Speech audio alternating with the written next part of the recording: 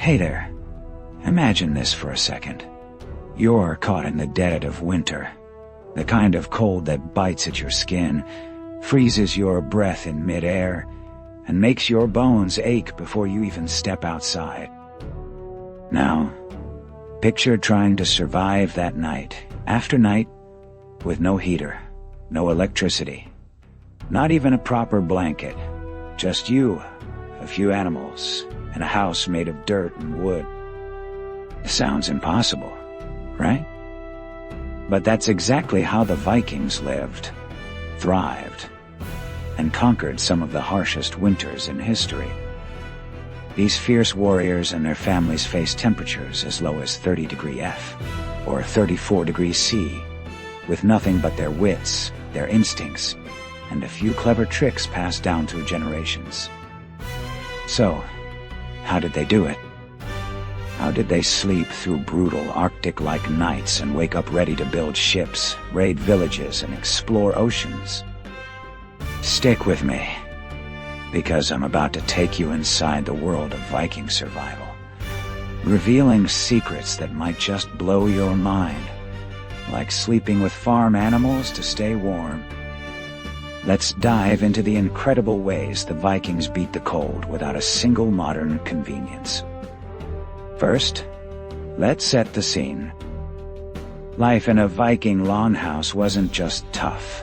It was a constant battle against nature. These homes were the heart of Viking life, where entire families, parents, kids, grandparents, lived together under one roof. But they weren't alone. Right there, inside the same space, were chickens clucking, goats bleating, sheep huddling, and sometimes even cows or horses. Now, before you wrinkle your nose at the idea, hear me out. This wasn't just some random choice. It was pure genius. Animals give off a ton of body heat, and the Vikings knew how to use every bit of it. A single cow could produce as much warmth as a 1,000-watt heater, running full blast. Sheep, they were like living, breathing wool blankets, keeping the air cozy through the long, dark nights. Even horses had a role, often kept near the doorway, not just for warmth, but as a kind of alarm system against wolves or enemy raiders sneaking up in the night. The layout of the longhouse was carefully planned to make the most of this heat.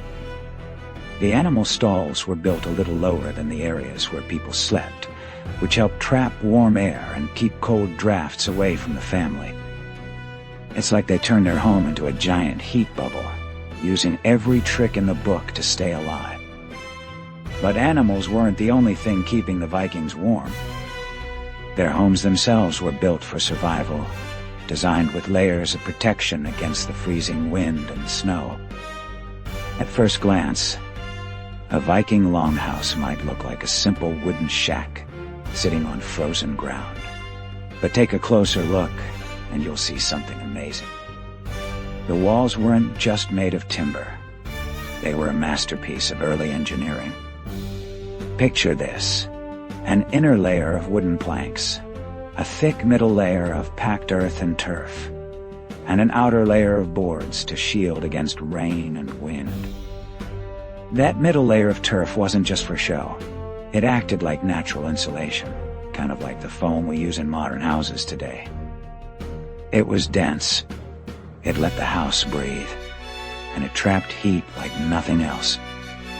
Think of it as the medieval version of bubble wrap, keeping the warmth locked inside. The roof was just as clever, sloped to handle heavy snow and covered with up to 2 feet of sod. That's more insulation than a lot of modern attics have. Even the floors helped out, made of packed dirt covered with straw or animal hides to keep the cold from creeping up from the ground. Thanks to this design, the inside of a longhouse could stay around 40 degrees F, even when it was 30 degrees F outside. Not exactly toasty, but enough to keep a family from freezing in their sleep. The Vikings didn't stop there. Many of their longhouses were partially dug into the earth, using the ground itself as a shield against the cold. This kept the house cooler in summer and warmer in winter, like a natural thermostat. In spring, those sod roofs would even grow grass, blending the homes into the hills and making them almost invisible. Some houses were built at just the right angle to catch sunlight during the dark winter months, soaking up every bit of warmth they could, a trick we now call passive heating. But the Vikings figured it out centuries ago. They even stuffed moss into the cracks between logs, a technique called chinking that's still used in log cabins today. Some experts say these homes were as heat efficient as small modern houses, all without a single piece of metal, wire, or fancy gadget. It's pretty incredible when you think about it. Just raw materials and pure ingenuity keeping entire families alive through brutal winters. Of course, fire played a big role in keeping warm, but not the way you might imagine. Most Viking longhouses didn't have chimneys, and that wasn't an accident. They knew a chimney would suck all the warm air right out of the house. Instead, they had a central fire pit that burned day and night. A small hole in the roof let smoke escape slowly, so they didn't lose much heat. It's a system we now call passive ventilation. Minimal heat loss, maximum efficiency. Sure, the air inside could get smoky, but that smoke actually helped. It preserved the wooden beams, kept bugs away, and even trapped extra warmth in the thick sod roof. The fires weren't roaring bonfires. They burned low and steady, carefully controlled to last as long as possible.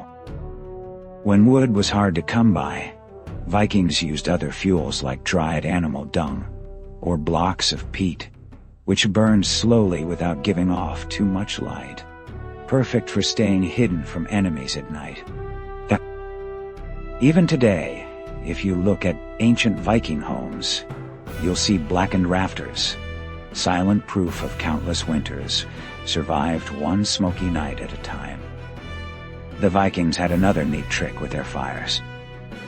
At night, they'd take stones from the fire pit, wrap them in sheepskin or fur, and tuck them under their sleeping areas.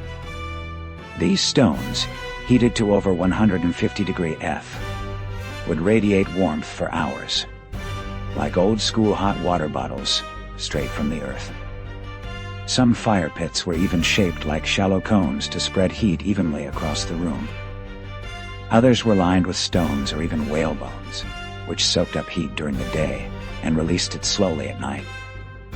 It wasn't about comfort.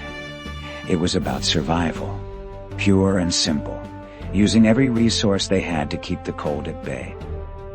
Speaking of sleeping, let's talk about where the Vikings actually rested their heads. The ground in a longhouse was often frozen solid, and cold air always sinks, so lying directly on the floor wasn't just uncomfortable, it could be deadly. Instead, they built raised wooden platforms or benches along the walls to sleep on. These lifted them above the coldest air and closer to the warmer air trapped near the ceiling. Some platforms were wide enough for whole families to pile on together. Others had curtains made of hides or wool to hold in body heat, almost like little personal tents. Underneath the beds, they stored things like firewood, tools, and food, keeping them off the frozen ground and insulated by the people sleeping above. In some homes, they even built a second loft area above the main room, a kind of attic bed where the warmest air collected. To make things even cozier, they layered furs, straw, and even dried birch bark under their sleeping mats. Anything to create a barrier between their bodies and the frost. It wasn't just about lying down. It was about strategically placing themselves where the heat was, always staying out of the danger zone. Now, insulation wasn't just under them, it was on them too. The Vikings didn't have modern sleeping bags or fluffy blankets, so they turned their clothing into their defense against the cold. They layered up with wool tunics, fur-lined cloaks, linen undergarments, thick trousers, and sheepskin hoods. Every piece was designed to trap warm air close to their bodies. Today, outdoor enthusiasts call this the onion method, layering up to stay warm. And the Vikings perfected it over 1,000 years ago. Their outer layers were made to block wind, using felted wool, leather, or fur. Sealskin was especially valuable because it kept out water. Wolf and bear furs added extra warmth for those brutal nights. They even had clever designs, like cloaks fastened with brooches at the shoulder, so they could add or remove layers quickly without letting cold air sneak in. For their feet, they wore wool socks or wrapped fabric stuffed with moss or straw, pomaded insulation that worked even when the floor was icy. Some cloaks used wool-rich, in lanolin, a natural oil that kept heat in even if it got damp, kind of like nature's version of waterproof gear. Vikings didn't strip down to sleep. They bundled up in everything they owned, turning themselves into walking sleeping bags from head to toe. Archaeologists have found Viking burial sites where warriors were buried in layers of fur and linen, wearing their cold weather gear even into the afterlife. Survival wasn't about looking good. It was about keeping every ounce of warmth locked in, no matter what. Clothing and shelter helped, but the real heat came from inside their bodies. The Vikings didn't just eat to fill their stomachs, they ate to fight the cold. Their winter meals were heavy, packed with fat, and carefully chosen to keep their internal fires burning. Think whale blubber, seal meat, bone broth, and barley porridge mixed with lard. Just 1 gram of whale fat has over 9 calories, more than double what you'd get from most modern protein bars. During the coldest months, up to 75% of their diet was pure fat. And that wasn't by accident. It was a survival plan. Digesting fat takes time, and as it breaks down, it releases heat slowly, warming the body from the inside out, especially at night when they needed it most. Some foods were saved just for bedtime, picked for their ability to keep the body fueled while they slept. Pot broth, full of bones, collagen, and fat, was often sipped right before bed, creating hours of internal warmth. When fresh food ran low, they turned to preserved supplies like dried fish, fermented meat, and butter stored in underground pits, their version of a long-term pantry. They weren't just eating calories, they were maximizing them. Raw fats, like fresh blubber, actually gave more warmth than cooked versions, something scientists only figured out recently. Even how they prepared food was smart. Meat was cut into thin strips, so it could thaw fast and be eaten without cracking teeth on frozen chunks. Every bite was fuel for their internal furnace, keeping them alive through the darkest, coldest nights.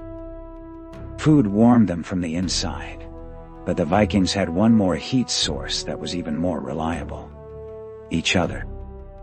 The human body constantly gives off heat, about as much as a 100-watt light bulb. So, they didn't sleep alone. Families, moms, dads, kids, grandparents, huddled together under heavy furs, sharing the same sleeping space.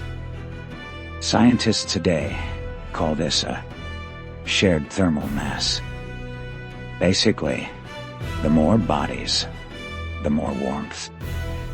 A family of 4 could raise the temperature around them by up to 40 degrees F, often the difference between freezing and making it through the night. Even dogs joined in, sleeping close not as pets, but as extra heat sources. Some homes used huge fur coverings, stitched together from multiple hides. turning the whole sleeping platform into one big insulated cocoon. Sleeping wasn't just about rest. It was about survival, about protecting each other from the cold that could steal their lives in a single night. Every choice the Vikings made was driven by a fierce need to keep their families safe, to guard their way of life, and to ensure they'd see another day. Surviving winter was a huge part of their story, but it wasn't the whole picture. When the snow finally melted, these same people who battled brutal cold didn't just sit around. They set sail across vast oceans with no maps, no compasses, and somehow discovered a whole new continent, America, long before anyone else even dreamed it existed. How did they pull that off? Well, that's a story for another day. And if you're curious, just click on the video right here to find out. Trust me, you won't want to miss it.